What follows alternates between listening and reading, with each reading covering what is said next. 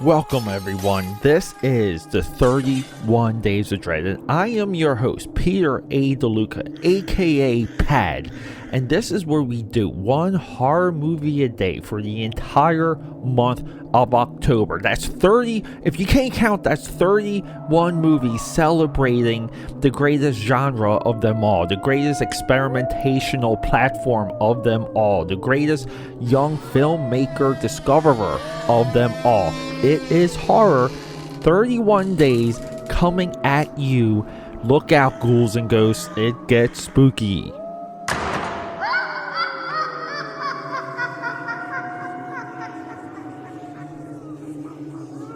Alright everyone, coming out of that intro hot, this is what I call the telethon portion of the podcast. This is where I pitch myself to you for your support. Your support means everything to me because we're fighting, the AKAPAD army is fighting against algorithms everywhere. Algorithms, I ate some cereal earlier today, I dumped it into my bowl and it was full of algorithms.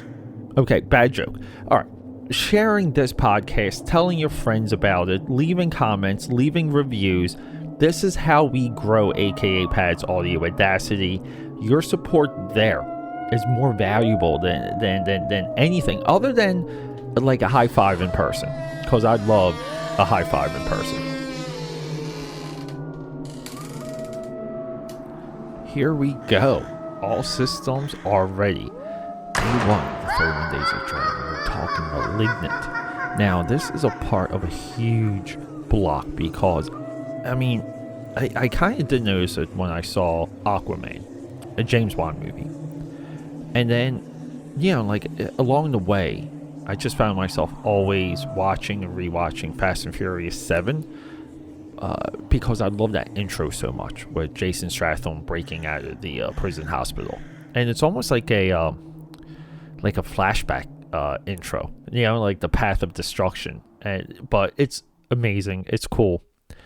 Excuse me for saying amazing, but I really do like that scene. And then, like, you know, like a year ago, I did some of the Sinister movies. I did Sinister 1 and 2, re-explored Sinister 1, but really wasn't connecting dots until I watched this movie. And I just had to research this guy, only because, I don't know, it's just something I do when I watch movies, and I'm not looking for any type of, like, validation or anything, because, you know, like, at this point, I kind of know, you know, like, I can kind of, like, sniff out the trends on social media, so everyone on social media really, like, trashed this movie, including Red Letter Media, who did reference intent. It blew my mind, because we've been talking intent on this podcast for a very long time when it comes to watching and receiving a movie into your brain, into your gray matter. You have to consider intent first. So, you know, like, watching this movie and going through his filmography and pretty much realizing that the guy, you know, like, you're behind Saw, and then this whole, like, Conjuring, Alice in Wonderland rabbit hole, like, you know, like, opened up right underneath me, and I fell right into it. And I knew of it. So, when I was scripting out the episodes, like, you know, wearing my producer hat. You gotta wear different hats, people. And, yeah, I said, like, well, like, let's open up with a 3-movie James Bond block. Let's just do Malignant, Conjuring 2, and then it was, like, Conjuring 3, and I'm like, you know, like, it is period. It is a period piece that does look and feel like it is within the period. You know, long criticism of mine is that modern day period movies just never land visually, which is why they're so heavy on music from the times. So, and then it was like the Conjuring universe. So I watched like Conjuring 2 and got like fascinated by the demon in that. So I watched The Nun, and then I'm like, if I'm watching The Nun, I have to watch Annabelle Creation.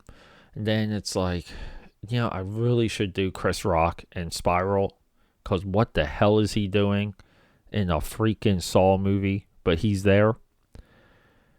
And James Bond wasn't the he's one of the producers of Spiral, but it doesn't matter because it's still his wheelhouse. It's under his belt. It's his. And then to further go in, well, Saw's like $1 billion franchise. So's The Conjuring. I don't think anyone, maybe outside of Wes Craven, between Scream and Nightmare, I mentioned this on the previous episode. So this character that I formed in my mind of who James Bond is was solidified, modern day horror genius. And this movie, you have something when it's trashed, when it's maligned, when you have those lowball opinions even showing up on your Facebook feed from your Facebook friends, populating your consciousness. Red Letter Media did what they did. I think Red Letter was more confused by the movie than anything. But then again, it's you're watching a movie. You have to release yourself. You have to dump everything and go in fresh and envision a world where you don't know everything about every movie. And we have this split. That this is why we see it happening with Venom now, where critics try to tear down Venom and the audience picks it up. I mean, technically it did happen with Shang-Chi too, or Shang-Chi. So these things are real, and it doesn't mean these movies are masterpieces, but it does definitely mean something when they're an audience pleaser. And look, people retro Indiana Jones Raiders of the Lost Ark right now. They retro that into a potential should have won the Academy Award for Best Picture. And it's no. No. Star Wars should never have. It's fun it got nominated. It's fine. It didn't win. It didn't deserve to win. I'm sorry. Star Wars not better than Annie Hall. Or was it Annie Hall or Manhattan? Whatever. I love both of those movies. But you get my point. So this movie, I mean, I have to say it. We're going to say right now, Malignant is James Bond's next $1 billion franchise. If the next Aquaman, I think it's Aquaman and the Lost Kingdom, doesn't pick up what the first movie didn't do or add to it, and then also cross the $1 billion barrier. I mean, think about that. I mean, the guy could have four $4 billion franchises. It's insane.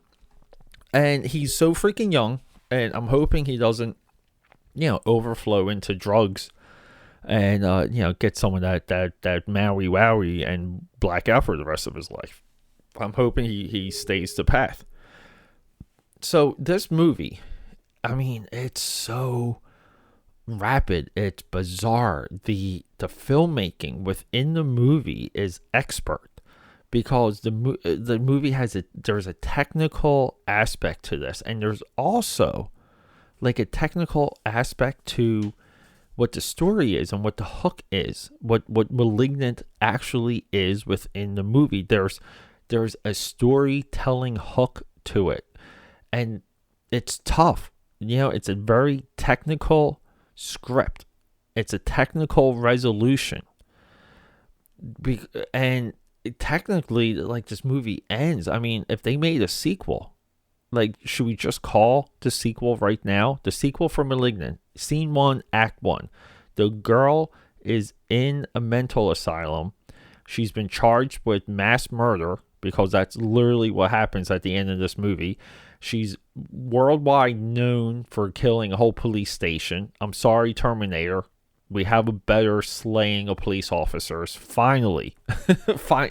James Cameron has been put to rest. We have our ultimate PD slaying scene ever in Malignant.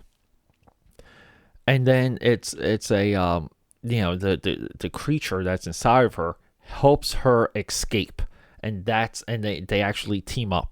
That's that's the plot for Malignant too. But if they make a sequel, there's no way this girl isn't being like, she's in the mental asylum like from the beginning. There's no way she can get out of the perception of what's happening. Like, it's not okay. Whatever. But see, like, it's such an interesting starting point for a sequel too. This movie did all the work in building this idea, and the idea is so crazy, and it's as crazy as it's fun. And I think if you don't like it, you're not separating yourself. There's something in front of you preventing you from enjoying this, and it has nothing to do. Like, people always want to say plot, acting, and it's like, shut up. Like, you don't know editing.